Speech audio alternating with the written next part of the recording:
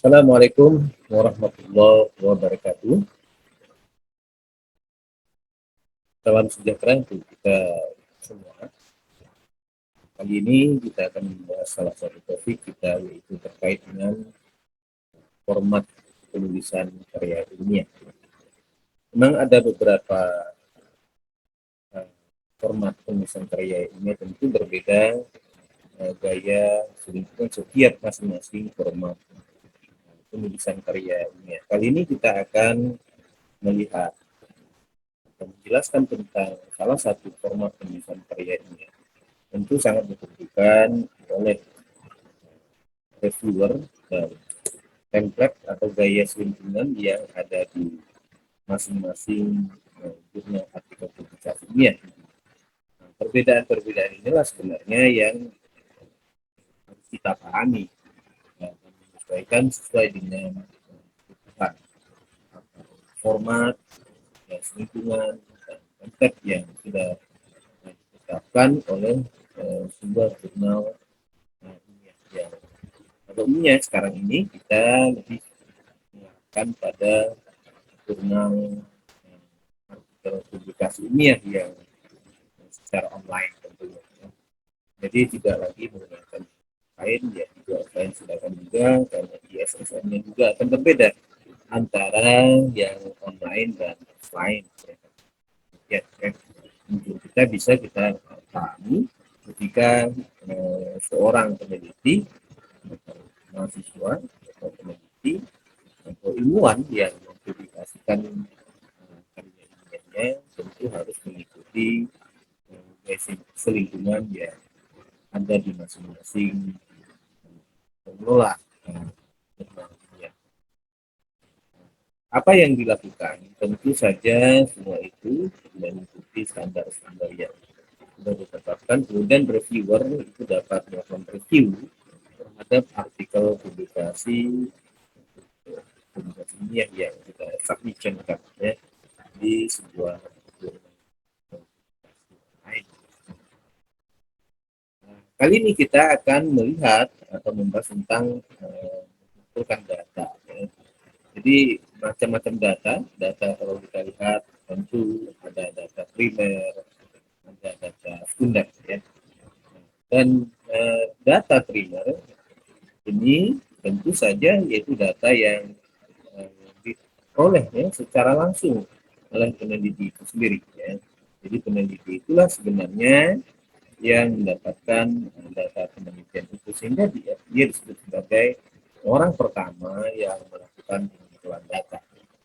Hal ini dapat dilakukan misalnya dengan melakukan percobaan yang misalnya pengumpulan data dilakukan dengan melakukan percobaan awal, kedua, dan seterusnya ya, sehingga data itu terkumpul. Pengumpulan data yang dilakukan oleh peneliti, maka itulah yang dinamakan sebagai data primer. Dan ini kan juga halnya yang dilakukan oleh peneliti dalam melakukan observasi ya, terhadap subjek penelitian ya, atau sesuatu yang akan diteliti. Mungkin juga dalam melakukan wawancara atau menggunakan instrumen questionnaire dalam melakukan pengumpulan data. Semua itu dilakukan langsung oleh peneliti ya, dalam hal ini. Jadi peneliti itu sebagai pengumpul data dan dia juga sebagai pembina data. Maka data itu disebut dengan data primer. Kemudian yang kedua yaitu data sekunder. Ya. Data sekunder ini adalah data yang diperoleh dari pihak katakanlah kedua ya, atau pihak ketiga ya. Demikian yaitu data yang kita dapatkan dari pihak lain dalam hal ini, yaitu pihak-pihak yang melakukan pengumpulan data. Misalnya tadi kalau ada data di BPS atau lembaga kementerian yang lainnya yang bisa digunakan dalam pengumpulan data atau penyedia data itu sendiri, maka itulah data yang disebut dengan data sekunder. Ya, termasuk di dalamnya adalah studi pustaka.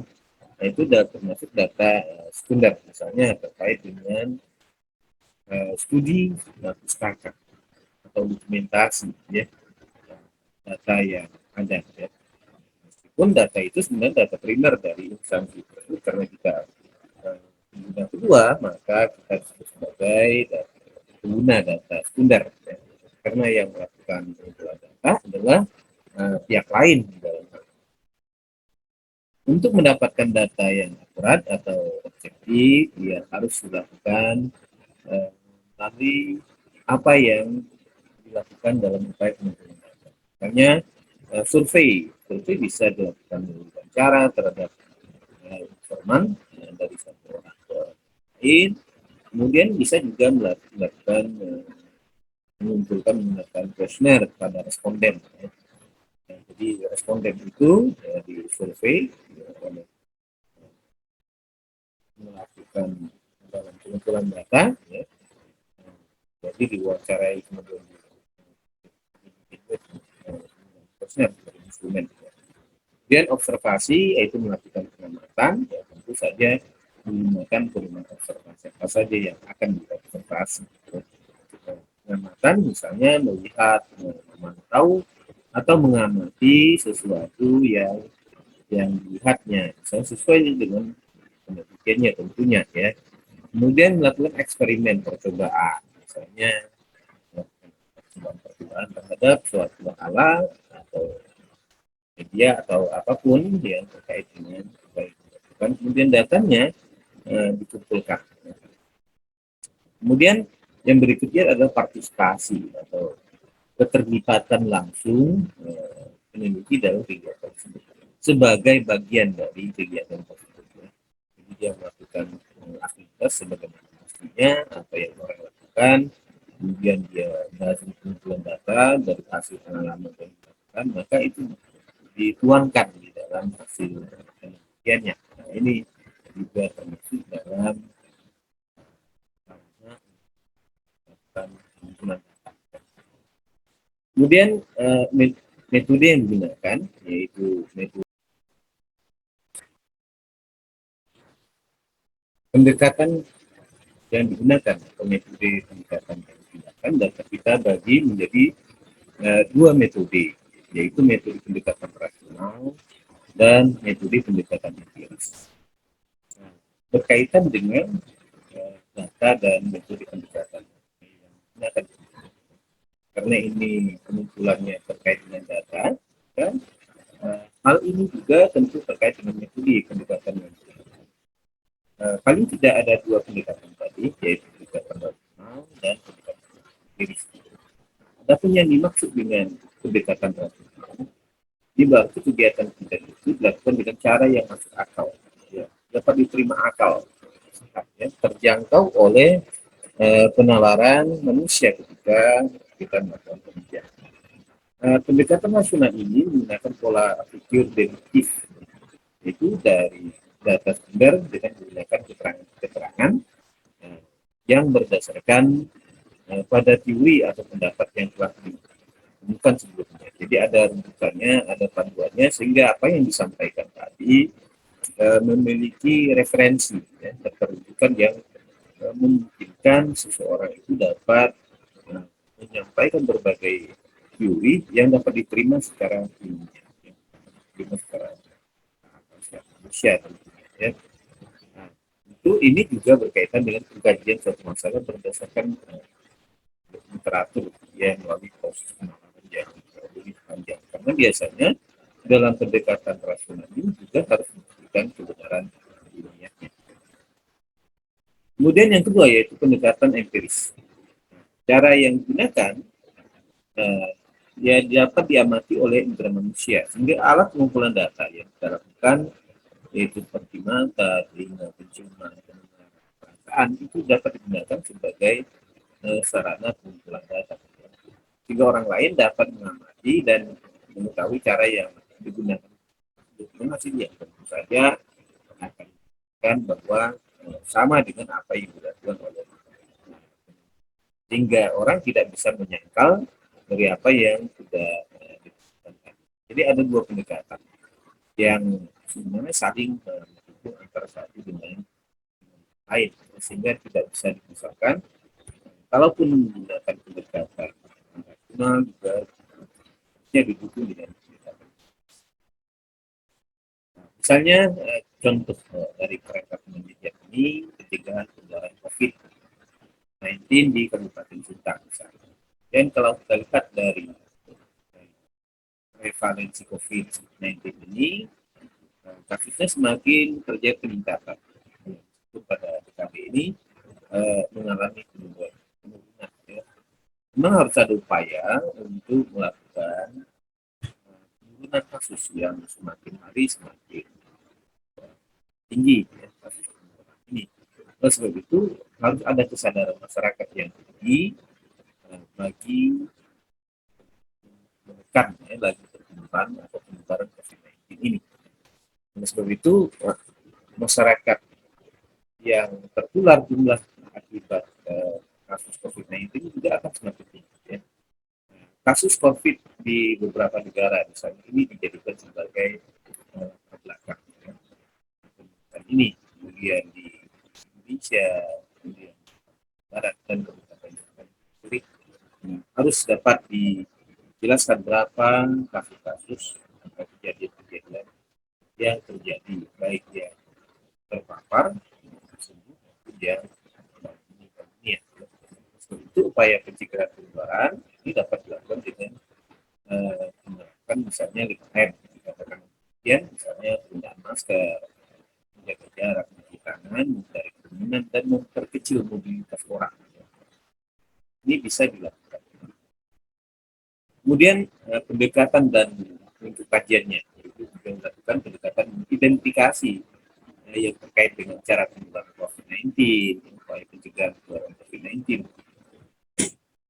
kedisiplinan dan kepatuhan masyarakat menerapkan protokol kesehatan dan peranan tenaga kesehatan dalam melakukan pendidikan kesehatan kepada masyarakat dan upaya untuk memperkecil atau mengurangi penularan COVID-19 ini. Kemudian metode pengumpulan data tentu ini disesuaikan dengan variabel atau aspek kajian tadi. Itu misalnya untuk mendapatkan data mengenai Q3.1 dilakukan dengan kajian pustaka dari berbagai referensi yang bisa mendukung. Kemudian data mengenai bukti ketiga misalnya diperoleh dengan melakukan wawancara kepada tenaga kesehatan masyarakat maupun kemudian data mengenai bukti ketiga dan bukti keempat ini bisa dapat dilakukan dengan melakukan observasi yang adapun bagian naskah karya kimia ini yang pertama adalah pada bagian pelengkap awal. Misalnya kalau kita lihat harus ada halaman judul yang terungkap di sana, lalu tulis fungsinya, dan ada penulisnya, ya. Kemudian ada halaman misalnya perguruan tingginya, kemudian perguruan tingginya, kemudian kotanya di mana perguruan tinggi berada, ya. Kemudian prakata atau kata pengantar ini yang terkait dengan mengapa dia menulis tulisannya ini, saat yang siapa saja yang berperan, termasuk di dalamnya adalah ucapan terima kasih kepada pihak-pihak yang telah memberikan kontribusi bagi penulisan karya ini. Ya. Kemudian juga kritik dan saran yang bersifat konstruktif tentunya dalam rangka untuk mengembangkan membangun hasil karya tersebut. Kemudian daftar isi, ya, tentu saja disesuaikan dengan yang ada. Dan yang berikutnya adalah abstrak, ya, abstrak. Ini menggambarkan bagaimana sebuah penelitian yang di dalamnya biasanya ini sangat berbeda antara satu dengan yang lain. Umumnya ya di antara 200 sampai 250 kata. Ya. Terus juga ada latar belakangnya, kemudian tujuannya, kemudian manfaat, ada metode yang digunakan, kemudian hasilnya, kemudian kesimpulannya, ya, yang ada di dalam. Sehingga abstrak ini bisa menggambarkan keseluruhan dari sebuah karya tulisannya tadi. Ya. Dan ada daftar tabel, kalau ada tabel-tabel yang ada tergambar daftar lampiran. Biasanya sangat lengkap. Ya. Kemudian pada bagian utama yaitu terkait dengan desain itu sendiri, yaitu di dalamnya ada bab pendahuluan ya, terkait dengan tadi latar belakangnya itu, ya. Kemudian yang latar belakangnya, ya, masalahnya apa, ya, tujuannya, kemudian masalahnya apa, kemudian perumusan masalah, kemudian ada tujuan umum, tujuan khusus, ya. Kemudian ada manfaat teoritis, kemudian manfaat praktisnya, ya. Ini dapat disampaikan, ya,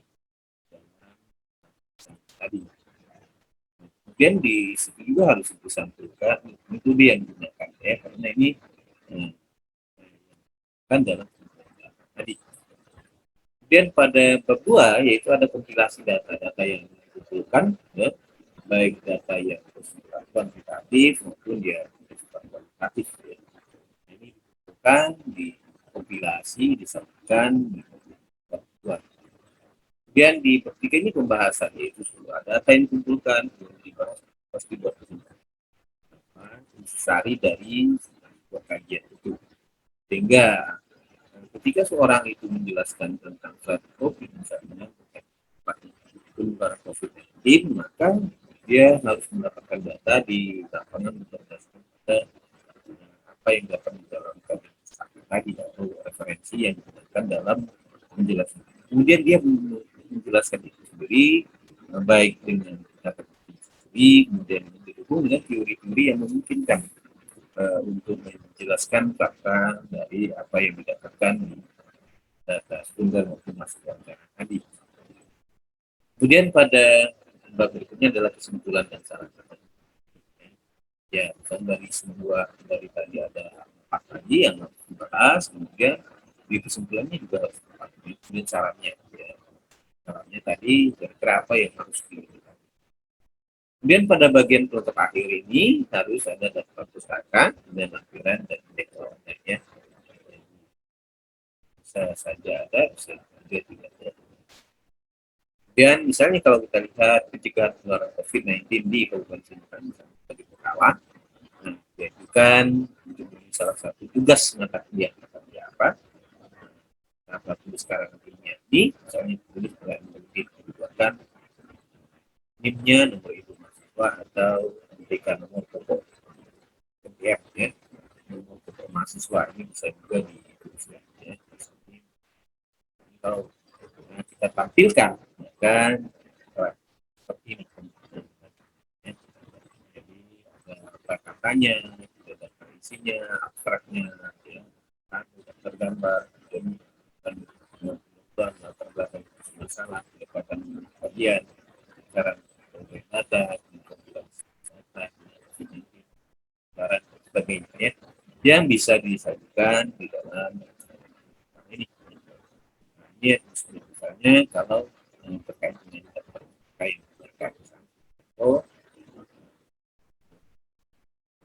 ini adalah Hasan Audi dan teman-teman, dan ibunya adalah tata bahasa Indonesia, ya. Kemudian kotanya dan penerbitnya ini harus di. Kemudian kalau kita menulisnya, maka nama belakangnya kita pakai tempat, ya. Yang tadi yang ada nama filmnya Hasan Alwi gitu. Jadi kemudian dengan rekan-rekannya, misalnya karena keren ini dari yang tiga, maka ditulis saja all, ya. Tapi kalau misalnya dua, tiga, itu bisa dipakai saja ya, seven nama yang ada di situ, ya. Kemudian harus ada tahunnya, ya, tahun berapa, ya, itu diterbitkan. Kemudian baru masuk pada judul-judulnya, ya, kemudian kota yang diterbitkan, yaitu tempat diterbitkan, kemudian ya, ini yang terkait dengan pustaka yang dan daftar tabel, misalnya dan sebagainya, ya. Ini terkait ini untuk catatan kaki ini yang umum saya menunjukkan pengertian komunikasi dan, ya, komunikasi Jadi kita berikan di sini kaki. Kemudian komunikasi adalah proses penyampaian suatu pernyataan oleh seseorang kepada orang lain secara paradigmatis. Komunikasi itu proses penyampaian suatu pesan oleh orang lain untuk memberitahu, menyampaikan pendapat atau perilaku baik melalui pesan maupun media.